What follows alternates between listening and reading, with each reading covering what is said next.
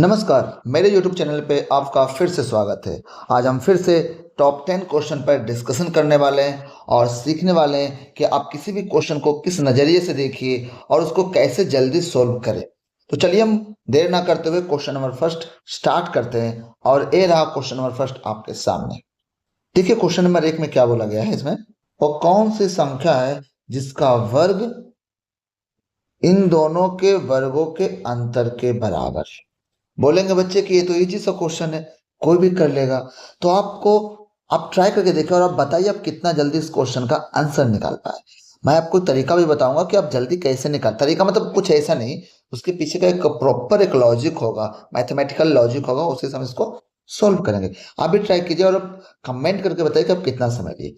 चलिए मैं बताता हूँ कि इसको कैसे सॉल्व करें। देखिए इसमें क्या है, क्वेश्चन में दिया गया कि एक संख्या x है जिसका वर्ग करेंगे तो वह 75.15 के स्क्वायर माइनस 60.12 के स्क्वायर के बराबर होगा, यह क्वेश्चन में बोला गया है।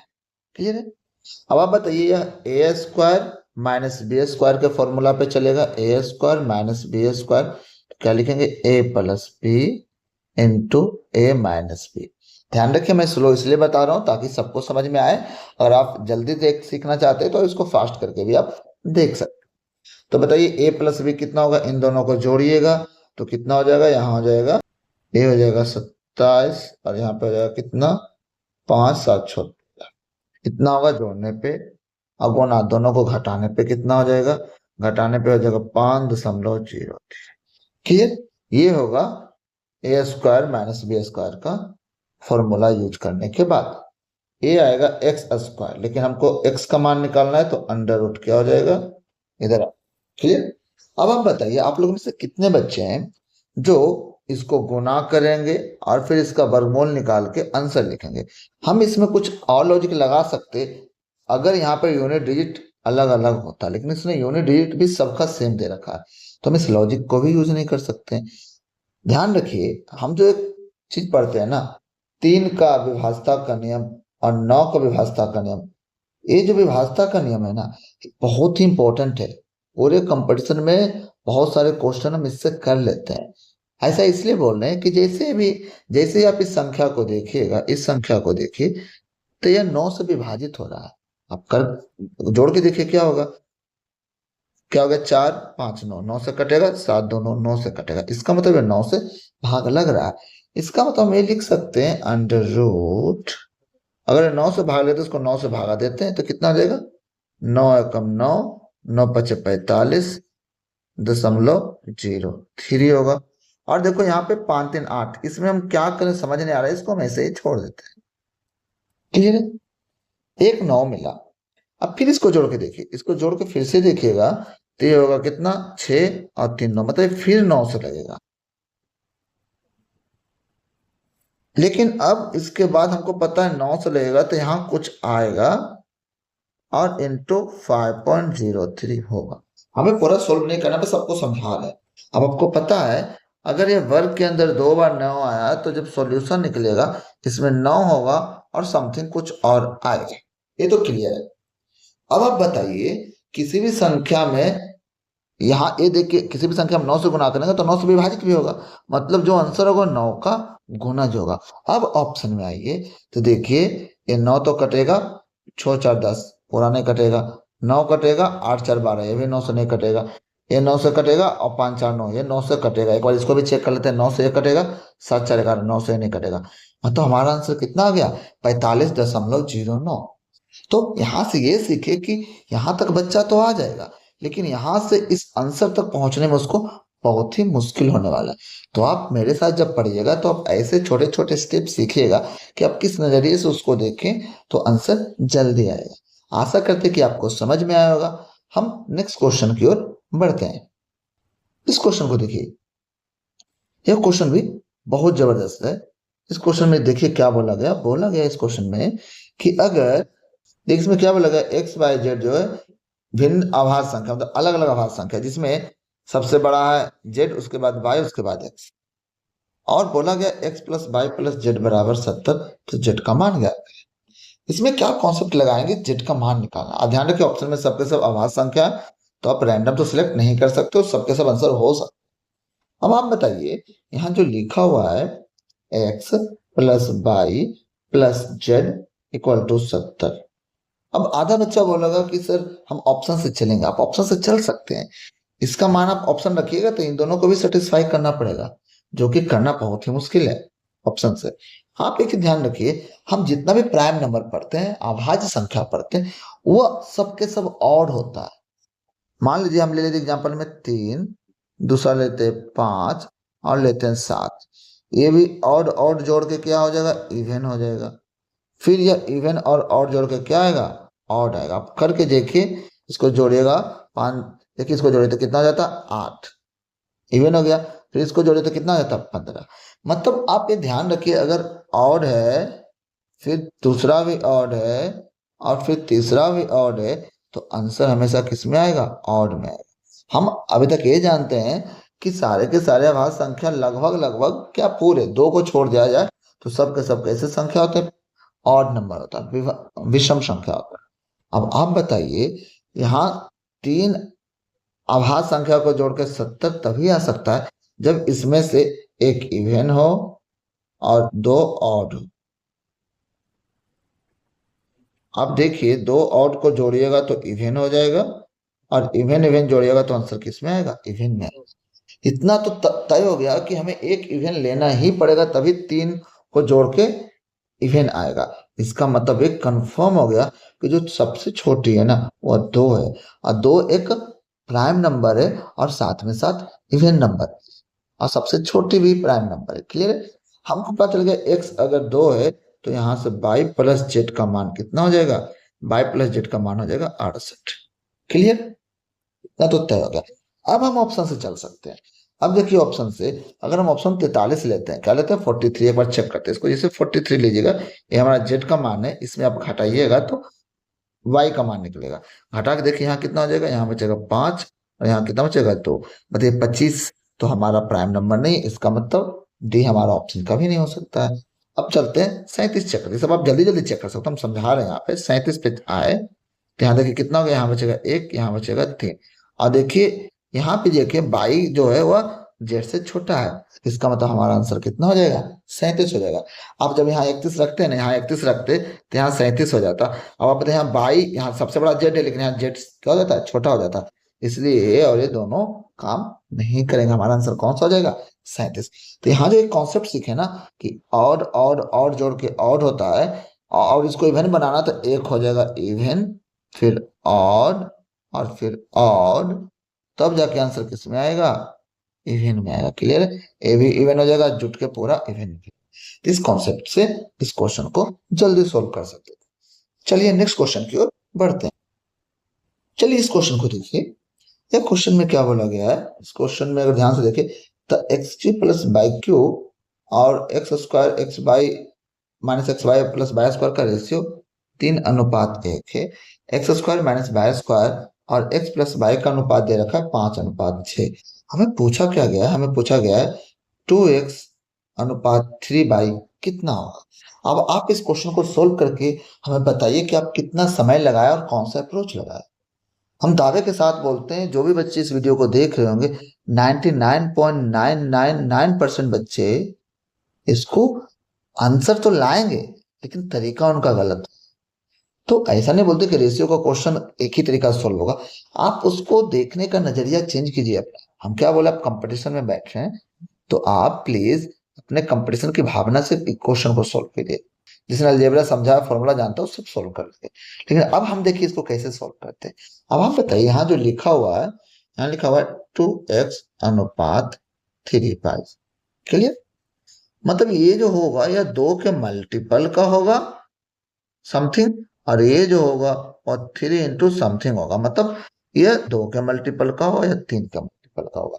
ऑप्शन चेक कीजिए, ये 2 के मल्टीपल का तो है लेकिन ये 3 के मल्टीपल का नहीं है। इसका मतलब देखिए 4 3 7 होगा, नहीं होगा तो कट जाएगा।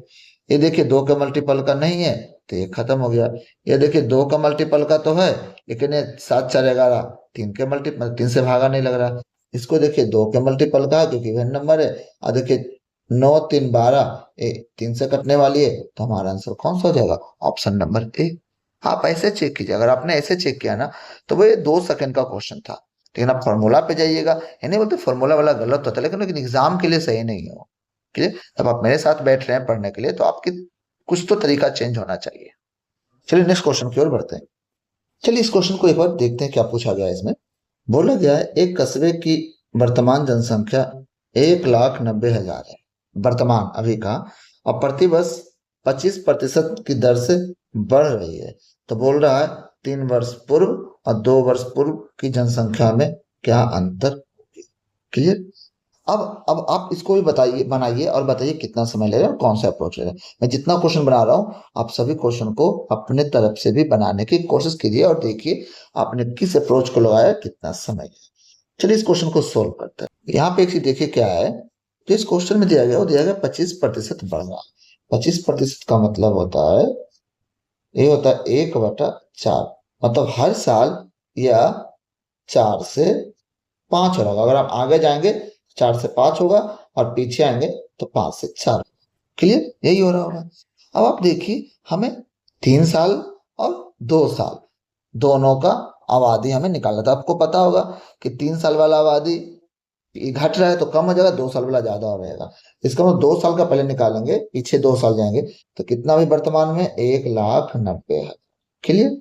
पीछे जाएंगे तो ये 5 है 4 निकालना है, तो एक बार, फिर 5 से 4 हो जाएगा तो 2 बार, और 3 साल पीछे जाएंगे तो क्या हो जाएगा? 1,90,000।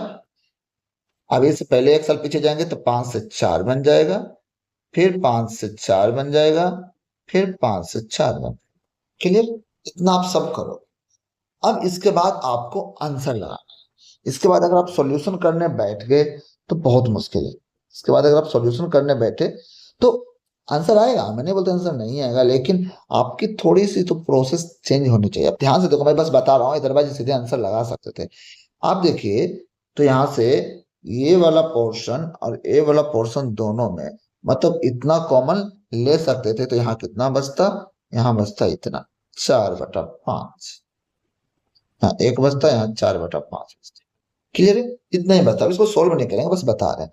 अब ध्यान रखिए, ये जो 5 है, ये जो 5 यहाँ जो 5 है इस 0 को काटने में चला जाएगा। लेकिन अब ध्यान से देखिए, ये जो 4 है, ये जो 4 है, ये तो कटेगा ही नहीं, ये हमेशा इस आंसर में रहेगा। 4 तो हमेशा इस आंसर में रहेगा। इसका मतलब जो आंसर आएगा उससे उस जो आंसर आएगा उसमें 4 का विभाज्यता नियम लगना चाहिए, या अंतिम 2 अंक सोल्व होने चाहिए। तो अब देखिए अंतिम 70 है, ये नहीं होगा। अंतिम कितना है? 70 है, ये भी नहीं होगा। अंतिम 70 है, ये भी नहीं होगा। अंतिम 20 है। इसका मतलब जो आंसर आएगा उसमें अंतिम 2 डिजिट 4 से तो लगने चाहिए। तो ऑप्शन हमारा कौन सा हो जाएगा? हमारा ऑप्शन हो जाएगा हमारा कितना? बी। अगर कोई बच्चा बोलता कि सर अगर 4 से लगता 2 और, तो यहाँ 4 4 16 से हम फिर चेक कर लेते, लास्ट 3 डिजिट चेक कर लेते, कहीं ना कहीं तो फंसे जाता। ऐसा नहीं कि एग्जामिनर इतना टफ क्वेश्चन नहीं देता, वो जानना चाहता आपसे कि आप कौन सा लॉजिक लगा कि इस क्वेश्चन को जल्दी सिलेक्ट करो। अदरवाइज बच्चे इसको काटने में ही समय लगाएंगे, फिर यहाँ तक आंसर लेके आएंगे। हम क्यों लेके आए भाई? हमारे पास जो हम पढ़ते हैं ना नंबर सिस्टम में, multiple factor, divisibility, unit digit, last 2 digit, last 3 digit, ये सारे कॉन्सेप्ट को एग्जाम में इंप्लीमेंट करना चाहिए। क्वेश्चन बनाते वक्त हमको देखना होगा। आशा करते हैं कि आपको समझ में आया होगा। और हाँ, अगर आपने मेरे चैनल को सब्सक्राइब नहीं किया है तो प्लीज आप इसे कर लीजिए। और हाँ, अगर आपको मेरा वीडियो पसंद आ रहा है तो प्लीज इसे लाइक करें, और जहां तक हो सके अपने दोस्तों के साथ इसे शेयर भी करें। चलिए नेक्स्ट क्वेश्चन की ओर बढ़ते हैं। चलिए इस क्वेश्चन को पढ़ते हैं। बोला गया एक वस्तु 2 हाथों से गुजरने के बाद मूल खरीद मूल्य के 40% लाभ पर बेची जाती है। यदि पहले व्यापारी ने 30% का लाभ कमाया तो दूसरे व्यापारी द्वारा कमाया गया लाभ प्रतिशत ज्ञात कीजिए। कितना होगा वो बताना आपको। मतलब आप इस क्वेश्चन को कैसे सोल्व करते हैं, आप फिर से मैं बोलता हूँ आप मेरे साथ ट्राई कीजिए और आप बताइए कि आपने इसको कैसे सोल्व किया, और देखिए मैं कैसे सोल्व करता हूँ, उससे आप सीखिए। देखिए, अगर वो 100 रुपया का वस्तु रहा होगा तो क्या बोला, उसको ओवरऑल कितना हुआ? उसको ओवरऑल 40% का लाभ हुआ, मतलब वह सीधे सीधे 140 रुपया में बेचा गया होगा। लेकिन ये 140 रुपया डायरेक्ट नहीं मिला, वो 2 बार गया। एक बार किसी के पास गया, फिर यहाँ पहुंचा, फिर यहाँ से गया यहाँ पहुंचा। अब आप बताइए, बोला गया कि जो पहले व्यापारी था उसको 30% का लाभ हुआ, तो 100 था तो यहाँ 130 पे बेचा होगा। और जो अगला व्यापारी होगा यह इससे 10 रुपया बढ़ा के बेचा होगा, तभी तो 40 आया होगा। मतलब 130 जो है, ये 10 जो है 130 का कितना प्रतिशत होगा, तो 10 बटे क्या कर देंगे 130, परसेंटेज निकालना था 100 से गुना कर दिए, 0 0। अब यहाँ क्या देखना, ऊपर 100 है नीचे 13, 63 91 होता है। क्या होता है 63 91। इसका मतलब हमारा 63 91 वाला कौन सा ऑप्शन हो जाएगा, ऑप्शन नंबर ए। देखिए ऐसे सोचिए तो कितना इजी वे में बन जाता है ना। आप मेरे साथ अगर पढ़िएगा तो मैं आपके जो जो सोचते हो ना कैसे सोल्व करें, कैसे जल्दी क्वेश्चन लगा, ये सारी चीजें मैं आपको धीरे धीरे धीरे धीरे बताऊंगा। कुछ नई चीजें भी बताऊंगा जो आपने पहले कभी नहीं देखा होगा। तो उस तरीके से सीखिएगा तो क्वेश्चन में भी आपको जहां लग रहा होगा 1 मिनट वहां 30 सेकंड लगेगा, जहां लग रहा होगा 2 मिनट वहां आपको 30 से 45 सेकंड लगेगा। लेकिन वो डिपेंड करता है आप पे कि आप कितना अच्छे तरीके से क्वेश्चन को ऑब्जर्व करना जानते हैं। चलिए हम नेक्स्ट क्वेश्चन की ओर बढ़ते हैं। इस क्वेश्चन को देखिए क्या बोला गया है। 1680 रुपये की राशि पर 4.375% वार्षिक साधारण ब्याज की दर से 2 वर्षों में अर्जित ब्याज ज्ञात कीजिए। मतलब ये हमारा हो गया प्रिंसिपल और ये हो गया हमारा क्या प्रतिशत, और कितने सालों के लिए बोला गया 2 साल के लिए। हमें बताइए साधारण ब्याज कितना हो। अब आप बताइए कि इसका आंसर कौन सा होगा और कितना जल्दी। आप देखिए यहाँ हम जो बोलते हैं ना आंसर बताओ कौन सा होगा, ये मेरा टारगेट नहीं है। आप तो आंसर बता ही लोगे, निकाल ही लोगे, लेकिन जल्दी बताओ कौन सा आंसर होगा। तो अब ध्यान से देखिए, यहाँ पे अगर देखिएगा तो ये जो दिया हुआ है, ये जो दिया हुआ है, ये कितना दे रखा है 4.375%। कितने साल में, 1 साल में, पर एनम है। तो 2 साल में कितना हो जाएगा, इसमें 2 से क्या कर देंगे गुना कर देंगे, कितना हो जाएगा 5 दूनी 10, 7 दूनी 14, 15, 3 दूनी 6, 7 और 4 दूनी 8, ना हो जाएगा 4 दूनी 8। इतना परसेंट होगा। अब आप ही बताइए कितना पे निकालना था हमको, 1680 रुपया का कितना परसेंट निकालना हमको, इतना परसेंट। अब आप ही बताइए इसका 10% होगा कितना 168। आज 10% से कम है, इसका तो मतलब सीधा सा हो गया कि इस 10% का मतलब ये वाला और ये वाला ऑप्शन नहीं है। यहाँ क्लियर हो गया। अब देखिए इसमें कितने परसेंट का अंतर है, मात्र 2% का। यहाँ 1% का मतलब कितना था 16, 16 दूनी 32, 168 में अगर 32 घटाओगे तो कभी 73 तो नहीं आएगा, मतलब ये भी ऑप्शन नहीं होगा। हमारा आंसर कितना होगा 147। हमें एग्जैक्ट आंसर नहीं निकालना है, हमें निकालना भी पड़ सकता है लेकिन नॉर्मली नहीं निकालेगा। हम देखेंगे यार जब इससे काम हो जाता है तो सही है। हम पहले 10% देखे, फिर इसमें देखे 1.5% का कमी है, तो 1.5% कितना होगा देख लिए, हम आंसर लगा दिए। क्लियर है। चलिए हम नेक्स्ट क्वेश्चन की ओर बढ़ते हैं। इस क्वेश्चन को एक बार पढ़ते हैं। इसमें क्या बोला गया है, एक राशि 3 वर्षों में 6400 रुपये बन जाती है और 5 वर्षों में 8100 रुपये बन जाती है। जब ब्याज चक्रवृद्धि रूप से वार्षिक रूप से लगता है तो ब्याज की वार्षिक दर क्या हो। आप बताइए। अब ध्यान से अगर देखें तो कोई अमाउंट है, कोई यहाँ रुपया है जो पहले कितना बढ़ता है 3 साल, तो हो जाता है कितना 6400। और फिर यहीं से वो बढ़ता है 5 साल, मतलब यहाँ से कितना बढ़ा होगा 2 साल। टोटल अगर 5 साल बढ़ा हो तो यहाँ 2 साल और कितना हो गया होगा 8100। यही। अब आप बताइए हमें पूछा गया रेट, तो रेट तो यहाँ से भी निकाल सकते हैं कि यहाँ से यहाँ जाने में उसको कितना प्रतिशत लगा होगा। आप देखिए इसको काटिएगा 0 0, इसका मतलब ध्यान से आप देखिए ये 64 कुछ और नहीं 8 का स्क्वायर है और 81 कुछ नहीं है 9 का स्क्वायर। एक क्यों स्क्वायर हो रहा है, क्योंकि यहाँ पे 2 साल था। अगर आप 1 साल की कल्पना करेंगे ना, यहाँ से यहाँ की 1 साल की कल्पना, तो ये हो जाएगा 8 और ये हो जाएगा 9, तो कितने साल में 1 साल। ये 2 साल में था, 2 साल में स्क्वायर हो जाता और 1 साल कटे तो स्क्वायर खत्म हो जाती। मतलब हमें कितना का प्रॉफिट हो रहा है, यहाँ पे कितना इंटरेस्ट मिल रहा है 1 रुपया हमें इंटरेस्ट मिल रहा है, कितने पे 8 पे। तो 1/8 गुना क्या कर देंगे, कर देंगे 100। इसको 4 से काटिए तो यहाँ हो जाएगा 2, 4 से काटिए तो यहाँ कितना हो जाएगा 25। हमारा आंसर कितना होगा। अच्छा इसने नीचे 8 8 8 रखा है, इसका मतलब 8 काटने की जरूरत नहीं थी, सीधे आंसर इसको चाहिए था। तो आंसर कितना हो जाता है यहाँ पे, तो बरट्ठी कितना होता है 96, 4 बचेगा। तो बरट्ठी 96 यहाँ होगा, 4 बचेगा।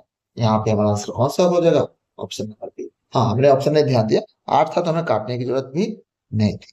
आंसर कौन सा हो गया बी। तो इस कॉन्सेप्ट को आपने समझा कि 2 साल में अगर स्क्वायर हो रहा होगा तो एक साल में क्या हो जाएगा, स्क्वायर खत्म हो जाएगा।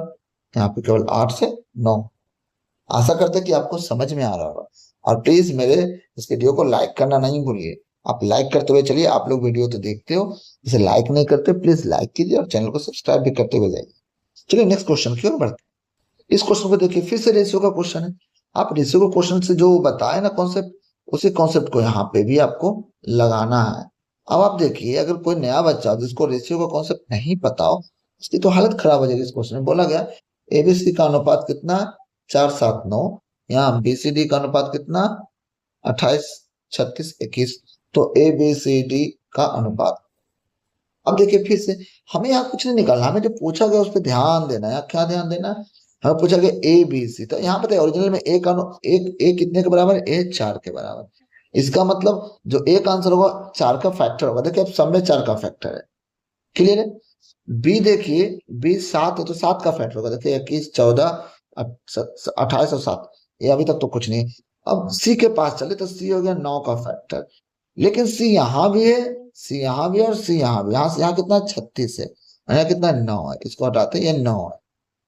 अब आप बताइए, जो अब चेक करेंगे 136 का 9 का फैक्टर तो यहाँ भी है, यहाँ भी है, यहाँ सॉरी यहाँ भी, यहाँ भी। लेकिन ध्यान क्या रखना है, 9 से ज्यादा हमको 36 को इंपोर्टेंट देना। 36 का गुना जो, तो 36 का गुना तो केवल यही मिला। अब बाकी सब क्या हो गया, फेल हो गया। जब 3 फेल हो गया तो हमारा आंसर सीधे सीधे कौन सा हो जाएगा, हमारा आंसर कौन सा हो जाएगा, ऑप्शन नंबर बी। देखिए इसमें कैसे सोचे, आप ऐसे सोचिए। अब मैं बोला ना, आप मेरे साथ पढ़िए, आपको बहुत मजा आएगा पढ़ने में। चलिए नेक्स्ट क्वेश्चन की ओर बढ़ते हैं। अब इस क्वेश्चन को देखिए, आपने आज तक जिस कॉन्सेप्ट से इसको बनाया होगा, मैं आपको एक नया कॉन्सेप्ट सिखाऊंगा, जिसको सीखने के बाद आप इस कॉन्सेप्ट को ना बहुत जगह लगा सकते हैं। मैं जब भी अब एवरेज का क्वेश्चन आएगा तो मैं बहुत से तरीके बताऊंगा, लेकिन उनमें से यह एक नया तरीका जो आप अगर सीख लिए ना, तो जो कंफ्यूजन होता है कहीं कहीं, वो कंफ्यूजन आपका खत्म हो जाएगा। देखिए इस क्वेश्चन को कैसे बनाया गया है, आप भी बनाइए, आप सोल्व कीजिए। बोला गया ए बी सी का औसत कितना दे रखा है, 65 किलोग्राम। यदि बी और सी का औसत वजन है 61.5, ए और सी का औसत वजन है 68.5, तो सी का वजन ज्ञात करें। ध्यान रखिए, हम जो कॉन्सेप्ट यूज करने जा रहे हैं उसमें क्या करने वाले हैं ना, हम इसमें देखो सबसे पहले क्या करेंगे, यहाँ पे देखिए, यहाँ पे सबसे पहले क्या करेंगे, हम ए बी सी तीनों का औसत कितना दे रखा है, 65। तो जब तीनों का औसत दे रखा है, हम 65 लिखेंगे। इसको बोलते हैं एवरेज लाइन कॉन्सेप्ट। यहाँ है 65 में कौन है, इसमें ए भी है, बी भी और सी भी, क्लियर। इन तीनों का एवरेज है 65। बोले बी और सी का औसत कितना है, 61। तो आप बताइए 61 इससे कितना कम है, इससे 61 कितना कम है, एवरेज से कितना कम है इससे, तो 61 कितना कम हो गया, यहाँ पे देखिएगा तो 3.5 कम है। लेकिन एक पे तो नहीं, बी और सी दो के लिए आया होगा, यहाँ बी भी होगा और सी भी होगा, तो दो पे इफेक्ट करेगा, तो टोटल इफेक्ट कितना डाल देगा, टोटल इफेक्ट डाल देगा 7। क्लियर है, मतलब बी और सी मिल करके टोटल जो इफेक्ट डाल रहा है वो 7 का डाल रहा है। तो इस 7 को बैलेंस करने के लिए एवरेज के ऊपर भी तो कुछ आएगा। ध्यान रखिए, एवरेज का मतलब क्या होता है, जितना ऊपर आएगा उतना नीचे भी आना चाहिए। तो नीचे तो आ गया -7, तो ऊपर जो आएगा वो +7 लेके आएगा, तभी तो बैलेंस होगा। और जो बच गया ऊपर कौन रहेगा, ए का मतलब क्या होगा, एवरेज से 7 ज्यादा होगा। बताइए एवरेज से 7 कितना हो जाएगा, और ये हो जाएगा कितना, 72 kg। क्लियर। अब अगला लाइन में देखिए, ए और सी का एवरेज दे रखा 68.5। अब ए और सी का कितना दे रखा, 68.5। अब बताइए इसमें ए का कितना है, ए हो गया 72। भाई बताइए 72 कितना ज्यादा है यहाँ से, 72 कितना ज्यादा है, तो आप जब देखिएगा तो यहाँ पे हो जाएगा 4, मतलब यहाँ पे हो जाएगा 3.5। 3.5 ज्यादा है, कौन है, ए 3.5 ज्यादा है इससे। तो इसका मतलब इसको बैलेंस करने के लिए सी आएगा, जो 3.5 क्या होगा, कम होगा। अब एवरेज से 3.5 घटाइए तो आंसर कितना हो जाएगा, यहाँ हो जाएगा कितना, 65 kg। और हमारा आंसर कौन सा हो जाएगा, हमारा आंसर हो जाएगा ऑप्शन नंबर ए। ध्यान रखिए, इसको बोलते हैं average line concept, average line concept.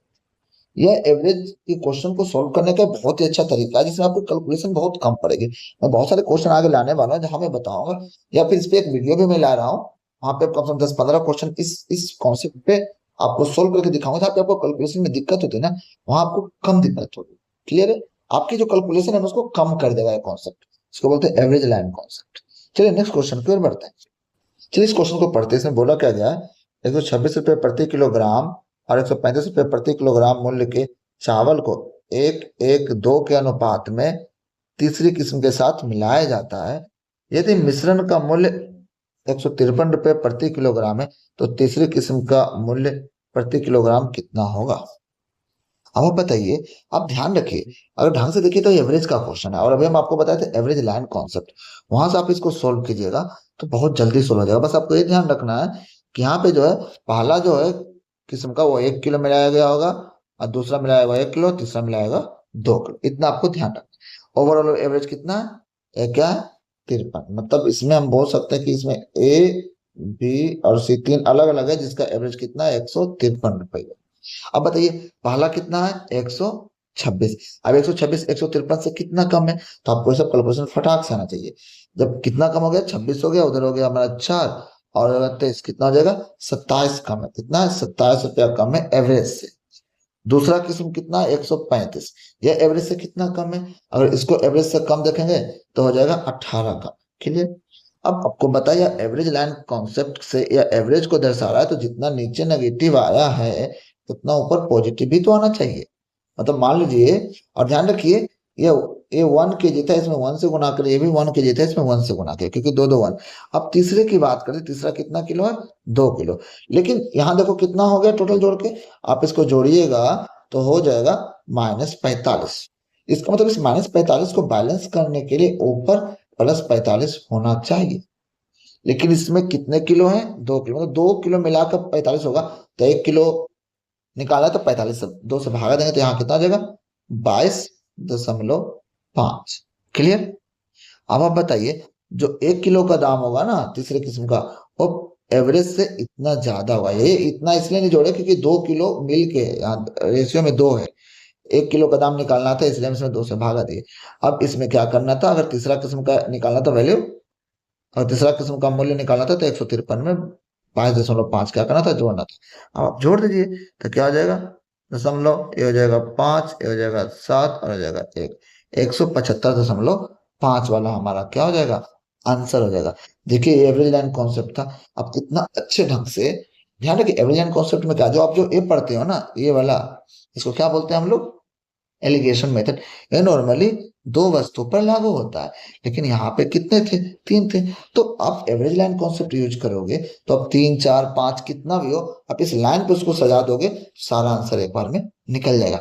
अगर केवल यहाँ पे भी एक होता ना, यहाँ पे भी अगर एक होता तो हम सीधे इसमें 45 क्या कर देते, जोड़ देते। लेकिन यहाँ पे 2 किलो था, इसलिए हम पर किलो का दाम निकाला था, पर किलो पे कितना का इफेक्ट पड़ा। जो 45 से दोनों मिला के इफेक्ट डाला, एक ने कितना डाला तो डालो 5.5 रुपया। क्लियर है। आशा करते हैं कि आपको समझ में आया होगा। यह जो एवरेज लाइन कॉन्सेप्ट है, एवरेज का क्वेश्चन बहुत ही अच्छे ढंग से यूटिलाइज हो सकता है। आशा करते हैं कि आपको समझ में आया होगा। और हाँ, हमारे चैनल को अपने दोस्तों के साथ जरूर शेयर करें, और आप भी पढ़ें, दोस्तों को भी पढ़ने के लिए प्रेरित करें। मिलते हैं नेक्स्ट वीडियो में फिर से नए क्वेश्चन के साथ, नए कॉन्सेप्ट के साथ। तब तक आप अभ्यास करते रहिए। धन्यवाद।